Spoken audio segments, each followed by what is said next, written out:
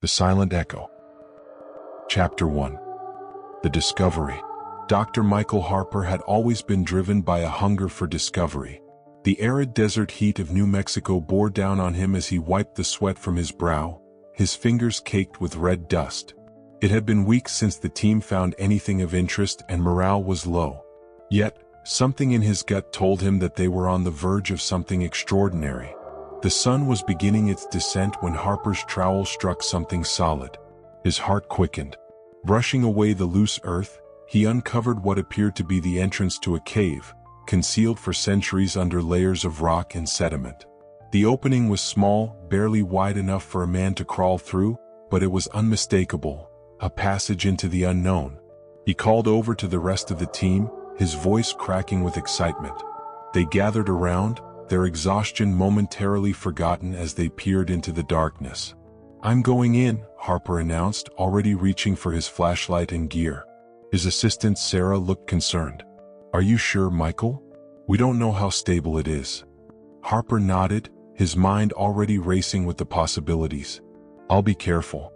Just give me 20 minutes. Sliding through the narrow opening, Harper felt a rush of adrenaline. The light from his flashlight flickered against the rough walls, casting eerie shadows. The air was cool and damp, a stark contrast to the blistering heat outside. The cave seemed to descend at a steep angle, the walls closing in around him. As he ventured deeper, the passageway widened, revealing a cavernous chamber. Harper paused, shining his light across the walls. His breath caught in his throat. The chamber was lined with ancient carvings, symbols and figures that told a story lost to time. But what struck him most was the sound, a low resonating hum that filled the air, vibrating through the stone and into his bones. It was an echo, but not like any he had ever heard. It was as if the cave itself was alive, its voice reverberating through the centuries. Harper's pulse quickened. He had heard of caves like this, whispered about in old legends, a place where the past and present collided, where the echoes of history could still be heard. But those were just stories, weren't they? He moved closer to the walls, tracing the carvings with his fingers. They were intricate, almost delicate, depicting scenes of ritual and sacrifice. The symbols were unfamiliar, their meaning lost to history. Yet, as he touched them, the echo grew louder, more insistent, as if trying to communicate something. Suddenly, the ground beneath him trembled. Harper froze, his heart pounding in his chest.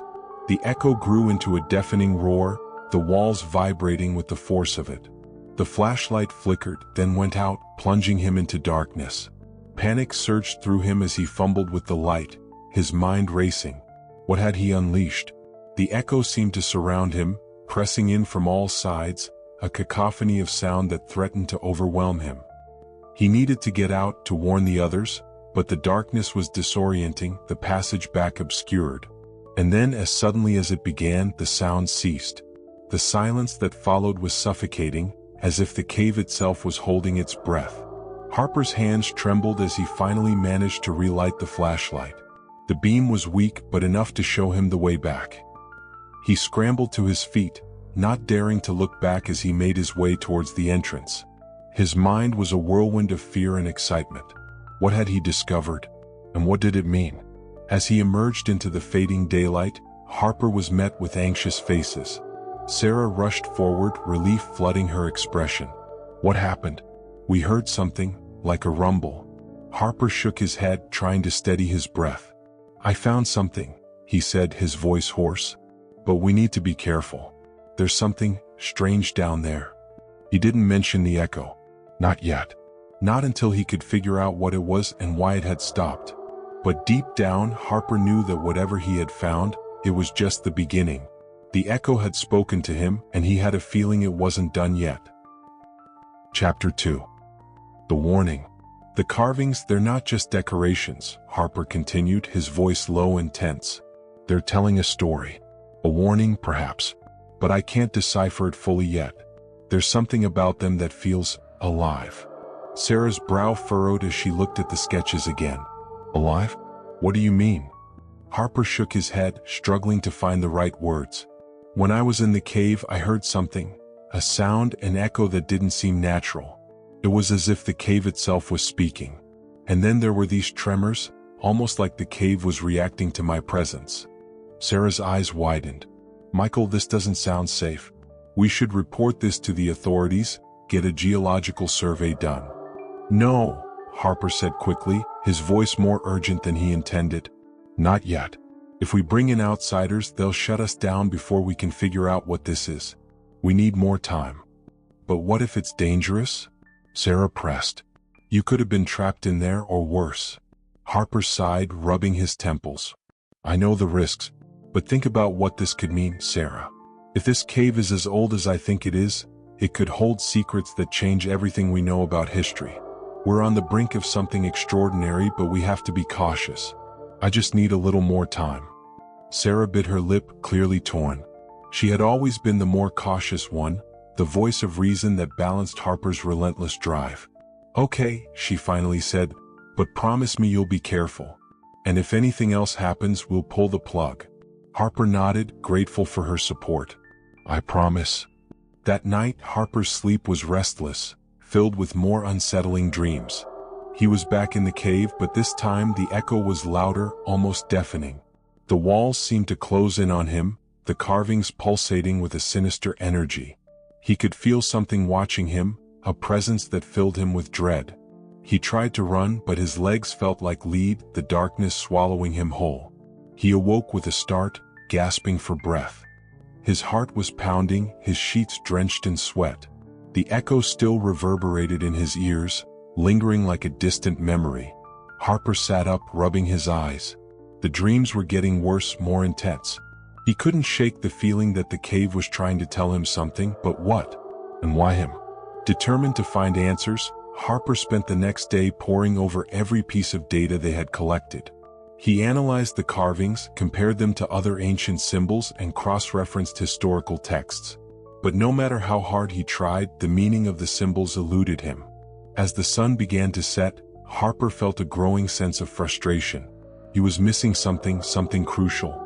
The echo, the tremors, the dreams, they were all connected, but the pieces of the puzzle refused to fit together. Just as he was about to call it a night, there was a commotion outside his tent. Harper stepped out to see one of the local guides, Miguel, running towards him, his face pale with fear. Dr. Harper, you need to come quickly, Miguel said, his voice trembling.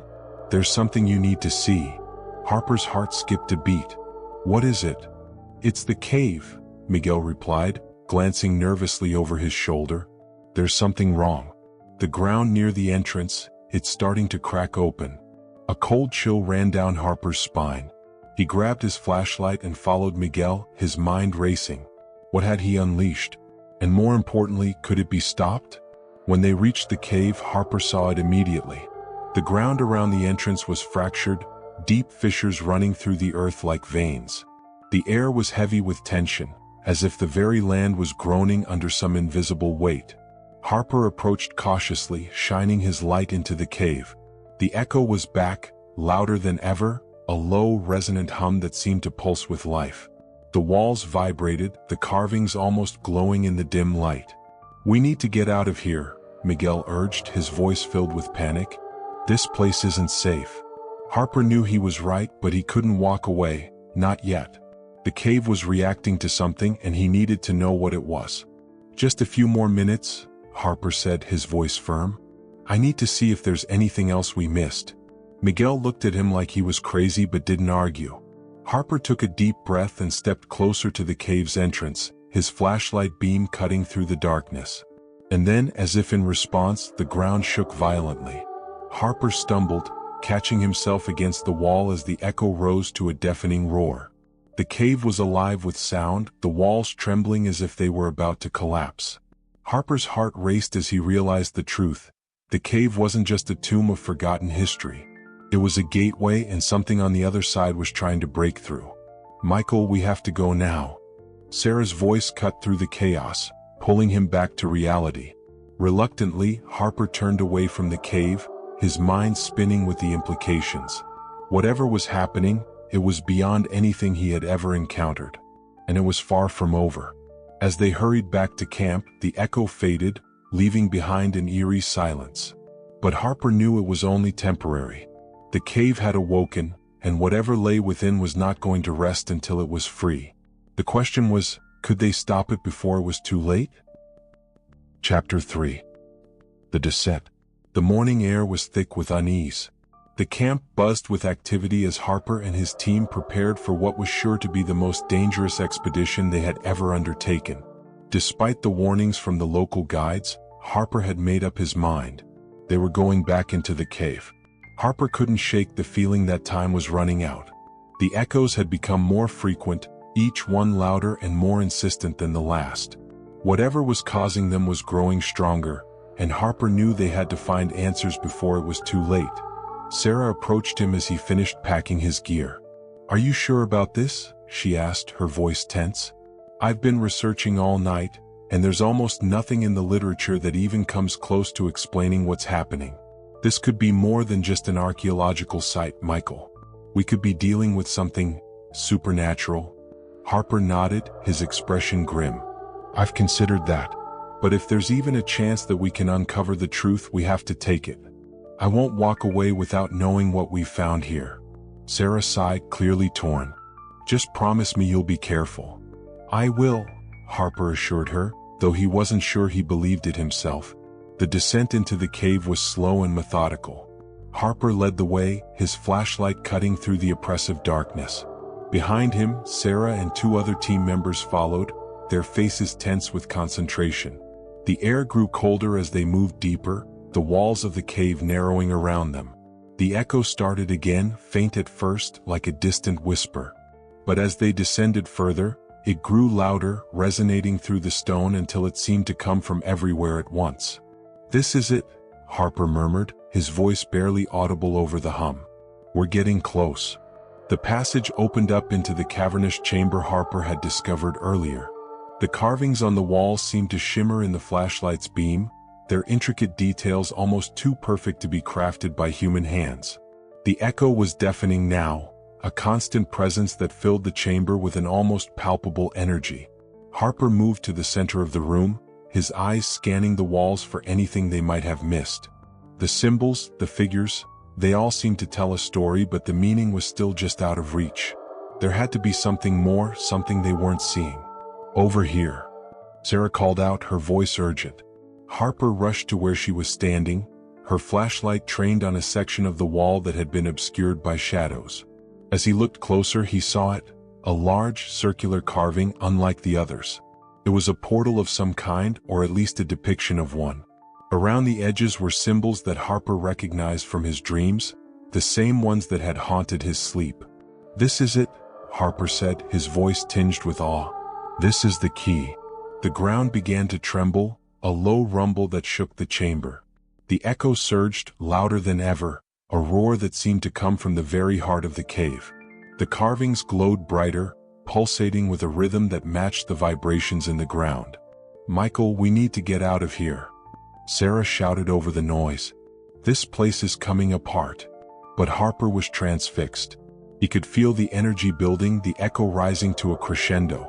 The portal on the wall seemed to pulse in time with the sound, as if it were alive. And then he realized, it wasn't just an echo. It was a call, a signal, and the cave was answering. Suddenly, the ground beneath them gave way. The team was thrown off their feet as the floor of the chamber collapsed, sending them plunging into darkness. Harper's flashlight flew from his hand, spinning through the air before clattering against the rock. The echo reached a peak, a deafening roar that filled his mind, and then, abruptly, everything went silent. Harper's head spun as he tried to orient himself. He was lying on a hard, cold surface, the taste of blood in his mouth. Slowly, he pushed himself up, his body aching from the fall. The darkness was absolute, suffocating, and for a moment he feared they were trapped, buried alive in the depths of the earth. But then he heard it, a faint, rhythmic sound like a heartbeat pulsing through the darkness. It was the echo, but different now, more deliberate, more alive. "Sarah?" Harper called out, his voice hoarse. "I'm here," came her weak reply from somewhere nearby. "Is everyone okay?" There were groans of pain from the others, but no one seemed seriously injured. Harper felt around until his hand closed over his flashlight, flicking it back on. The beam was weak, but it was enough to reveal their surroundings. They were in another chamber, smaller than the one above but filled with the same carvings. The air was thick with moisture, and the walls glistened as if covered in some kind of slime. The echo continued, a steady, ominous thrum that seemed to come from deep within the earth. "We need to find a way out of here," Harper said, trying to keep the fear from his voice. But as he scanned the chamber, his heart sank. There was no visible exit, no sign of where they had fallen from. They were trapped. And then, in the dim light, Harper saw something that made his blood run cold. In the center of the chamber, on a raised platform, was a stone altar. It was covered in the same symbols, and on top of it lay a skeleton, perfectly preserved as if the body had been placed there only moments before. But it wasn't the skeleton that terrified Harper. It was the way the symbols on the altar seemed to pulse with the same rhythm as the echo, as if they were in sync with whatever force was now stirring deep within the cave. "We're not alone down here," Harper whispered, his voice trembling with dread. "Something is watching us." As the realization dawned on the team, the echo grew louder, a deep, resonant sound that filled the chamber. The walls began to vibrate again, the symbols glowing brighter, almost blinding in the darkness. Harper's mind raced. They had to get out, but how? The cave was alive, reacting to their presence, and the echo was more than just a sound. It was a harbinger of something ancient and malevolent. And it was coming for them. Chapter 4. The Awakening. The air in the chamber grew colder, a biting chill that gnawed at Harper's bones. The rhythmic pulse of the echo intensified, vibrating through the ground and walls, resonating in his chest like a second heartbeat. Whatever was happening, it was escalating, and they were running out of time. "We have to move," Harper urged, his voice barely audible over the noise. "There has to be a way out of here."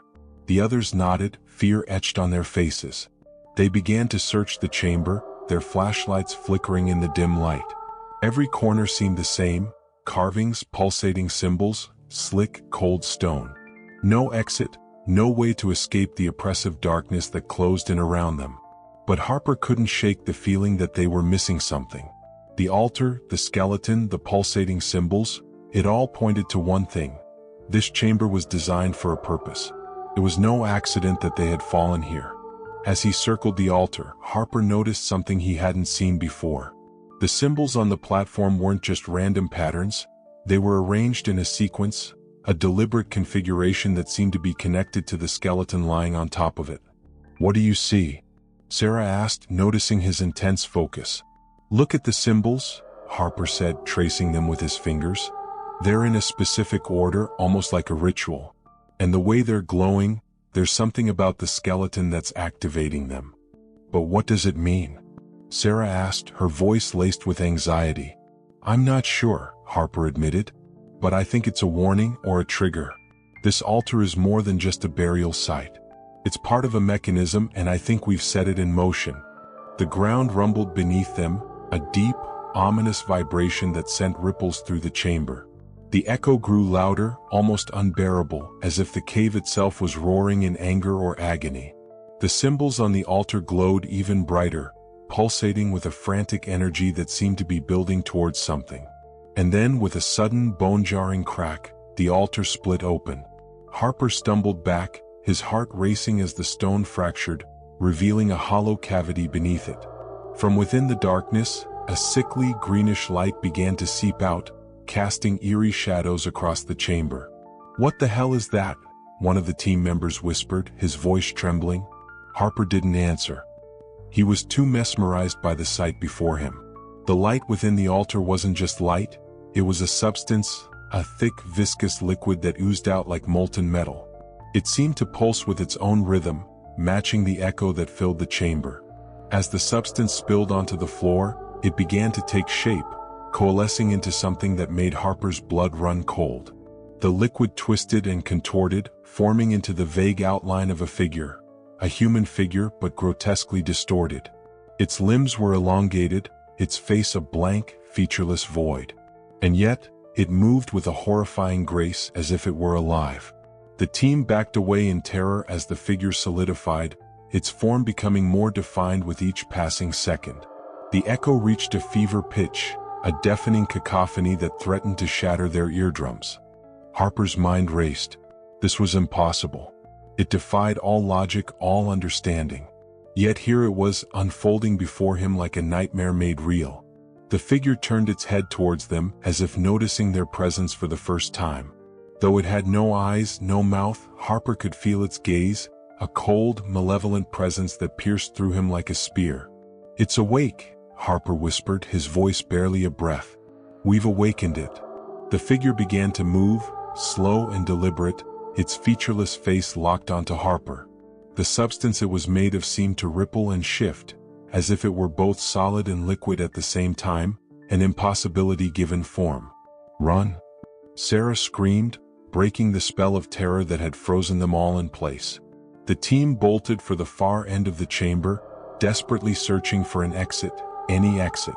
But the walls closed in around them, the chamber seeming to twist and distort as if it were alive, responding to their panic. The figure moved with terrifying speed, gliding across the floor with unnatural fluidity. Harper could feel the echo in his skull, the sound growing louder and more intense as the figure closed in. There was no escape. The walls themselves seemed to shift, trapping them in an ever-tightening circle. Just when it seemed like they were doomed, Sarah spotted a narrow crack in the far wall, a fissure barely wide enough for a person to slip through. "There!" she shouted, pointing frantically. Harper didn't hesitate. He dove for the crack, squeezing through the narrow gap, the others following close behind. The walls of the fissure scraped against his sides, tearing at his clothing and skin, but he pushed forward, driven by the primal urge to survive.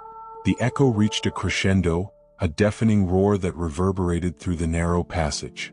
Harper could feel the ground shifting beneath him, the cave itself reacting to their presence. The figure was right behind them, its distorted form squeezing through the crack with impossible ease. They burst out of the fissure into another chamber, smaller and even darker than the one before. The air was thick with moisture and the ground was slick with some kind of slimy residue. But they had no time to stop, no time to think. The figure was still coming, relentless, unstoppable.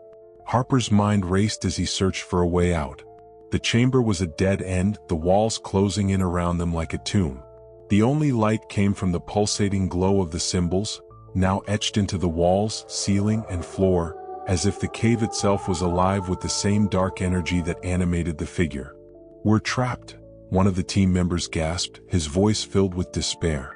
"No," Harper said, his voice filled with a desperate determination. "There has to be a way out. There has to be." But before he could finish, the figure reached the entrance of the chamber, its blank face glowing with an unearthly light. The echo was deafening now, a cacophony of sound that filled the chamber with a suffocating pressure. Harper could feel it pressing down on him, squeezing the air from his lungs, crushing him under its weight. The figure raised one elongated arm, reaching out towards them, its substance rippling with a malevolent energy. Harper could feel the end coming, the crushing inevitability of their fate. And then, in the darkest corner of the chamber, something moved. It was subtle at first, just a faint flicker of light, but it caught Harper's attention. He turned towards it, his heart racing as the flicker grew into a glow, a soft, golden light that pushed back the darkness. "There!" Harper shouted, pointing towards the light. "That's our way out." Without waiting for a response, he sprinted towards the light, the others following close behind. The figure let out a sound, a low, guttural growl that reverberated through the chamber, shaking the walls. The light grew brighter as they approached, revealing a narrow tunnel hidden in the shadows. It was barely large enough for them to crawl through, but it was their only hope. "Go, go, go," Harper urged, pushing Sarah ahead of him. One by one, they scrambled into the tunnel, the golden light guiding them forward. The walls of the tunnel seemed to close in around them, but Harper didn't stop. He could feel the figure's presence behind him, a cold, malevolent force that pushed him forward faster and faster. The tunnel twisted and turned, the light flickering but never fading. Harper's lungs burned, his muscles ached, but he pushed on, driven by the primal urge to survive. And then, just when it seemed like the tunnel would never end, they burst out into the open air. The cold night air hit them like a shock, the stars twinkling above as they collapsed onto the rocky ground, gasping for breath. Harper's heart raced, his mind spinning as he tried to process what had just happened.